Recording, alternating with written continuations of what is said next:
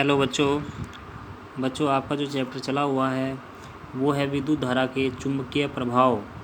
और इसमें जो कई सारे पॉइंट थे वे आपको पढ़ा दिए गए थे। जो अभी रिसेंटली जो आपको पढ़ाया गया था वो था विद्युत जनित्र, दिष्ट धारा जनित्र अथवा डायनमो।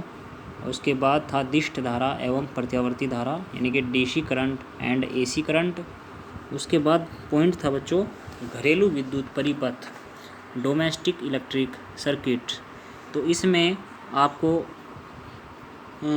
2-3 पैराग्राफ पढ़ा दिए गए थे। आपको यहाँ से इसमें आज पढ़ाना है, ये निशान लगाया था चित्र 13.28। ये इसका डायग्राम है बच्चों, एक बार इसको समझ लीजिए। देखो यहाँ पर जो हमारा है विद्युत मापी है जो कि विद्युत को मापता है, ठीक है। उसके बाद यहाँ पे विद्युत प्रदाय बोर्ड का फ्यूज है जो कि सबसे पहले लगा हुआ है, मेन से पहले लगा हुआ है। और ये वितरण बॉक्स है जिसमें मुख्य स्विच एवं प्रत्येक परिपथ के लिए पृथक फ्यूज लगे हों। अर्थात जो मेन स्विच है उसके लिए भी फ्यूज और जो अलग अलग सर्किट है उन सब के लिए फ्यूज। 220 वोल्ट की यहाँ पर सप्लाई है और यहाँ पे जो अर्थ से कनेक्टिंग वायर है वो यहाँ पर लगाई गई है। भूसंपर्क तार, ये विद्युन्मय तार है और ये उदासीन तार है। तो इसमें चित्र 13.28 में एक सामान्य घरेलू विद्युत परिपथ का व्यवस्था आरेख प्रदर्शित किया गया है। परिपथ में प्रयुक्त प्रत्येक उपकरण के लिए एक पृथक स्विच होता है, अलग अलग स्विच। सारे उपकरणों को चालू रखने के लिए एक स्विच होता है जिसे ऑन या ऑफ कर उस उपकरण धारा को प्रवाहित या बंद किया जा सकता है। अगर ऑन करोगे तो धारा प्रवाह खुल जाएगा, धारा बहने लगेगी। अगर ऑफ करोगे तो धारा प्रवाह बंद हो जाएगा। नेक्स्ट पॉइंट है बच्चों अतिभारण, जिसको कि ओवरलोडिंग बोलते हैं। देखो विद्युत परिपथ में तार एक निश्चित अनुमतांक के प्रयुक्त होते हैं। जो तार यूज होते हैं परिपथ में वो एक स्पेशल नॉर्म्स होते हैं उसके, जिनके अकॉर्डिंग उनको बनाया जाता है।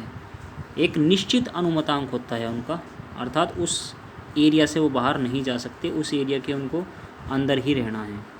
यदि किसी परिपथ में अनुमतांक से अधिक धारा अर्थात आउट ऑफ कैपेसिटी आ जाती है, जितनी कि उसकी कैपेसिटी नहीं है, का प्रभाव होता है तो इसे अतिभारण कहते हैं। इसको बोलते हैं ओवरलोडिंग। अतिभारण के कारण तार के अतितप्त हो जाने के कारण जब धारा प्रवाह वहाँ पे आवश्यकता से ज़्यादा होने लगेगा, जितना कि वहाँ पे खपत नहीं है उससे ज़्यादा वहाँ पूर्ति होने लगेगी, तो वहाँ पे जो ओवरलोड है अर्थात जो भार है वो ज़्यादा बढ़ जाएगा और अतितप्त हो जाने के कारण उसका जो विद्युत अवरोधन है वो पिघल सकता है तथा तार में आग भी लग सकती है। ठीक है बच्चों, इसको बोलते हैं ओवरलोडिंग। नेक्स्ट पॉइंट है, इसको हिंदी में बोलते हैं अतिभारण। नेक्स्ट पॉइंट है लघुपथन, शॉर्ट सर्किटिंग। देखो दुर्घटनावश विद्युन्मय तार के उदासीन तार के संपर्क में आ जाने पर, अगर एक तो देखो हमारे पास 2 तार हैं, एक तो है विद्युन्मय तार और दूसरा है उदासीन तार। अगर दुर्घटनावश विद्युन्मय तार के उदासीन तार के संपर्क में आ जाने पर परिपथ में अचानक उच्च धारा का प्रवाह होने लगता है, हायर करंट आ जाता है, यानी कि हाई वोल्टेज का करंट आ जाता है, तो यह घटना लघुपथन कहलाती है। लघुपथन के कारण तीव्र चिंगारी उत्पन्न हो सकती है अथवा उपकरण जो है वो क्षतिग्रस्त भी हो सकता है। तो अतिभारण या फिर लघुपथन, अतिभारण तथा लघुपथन के कारण होने वाली क्षति से बचने के लिए परिपथ में उचित विद्युत फ्यूज प्रयुक्त करते हैं। जो हमारा परिपथ है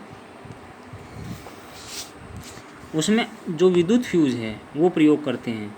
विद्युत फ्यूज निम्न गलनांक की धातु का एक टुकड़ा होता है और सामान्यतः यह तांबा, टीन और शीशे की मिश्र धातु का बना हुआ होता है। इसे विद्युन्मय तार के श्रेणी क्रम में प्रयुक्त करते हैं। यदि अतिभारण अथवा लघुपथन के कारण परिपथ से अनुमतांक से अधिक धारा बहती है तो फ्यूज तार गर्म होकर पिघल जाता है, जिसके परिणाम स्वरूप परिपथ में विद्युत धारा का प्रवाह बंद हो जाता है और इस प्रकार फ्यूज एक सुरक्षा युक्ति के रूप में कार्य करता है।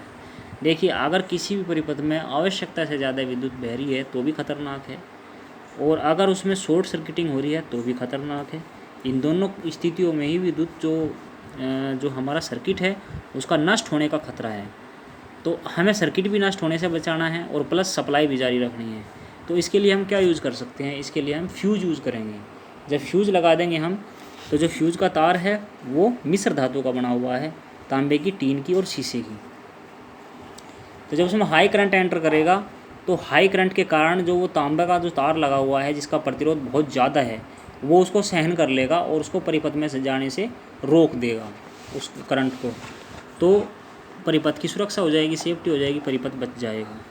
अदरवाइज़ परिपथ जो है वो नष्ट हो सकता है। तो बच्चों ये आज आपका चैप्टर कंप्लीट हो गया,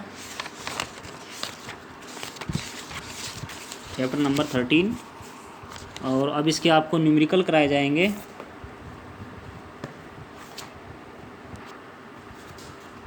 तो बच्चों इसके न्यूमेरिकल देखिए, इसके आंकिक प्रश्न जो हैं वे सभी मैंने आपको हल कर दिए हैं और मैं आपको सेंड कर दूंगा। और वीडियो में भी ये बनाए गए हैं, वीडियो देख करके पॉज करके भी आप इनको नोट कर सकते हो। वैसे मैं ग्रुप में भी इनको अलग से डाल दूंगा।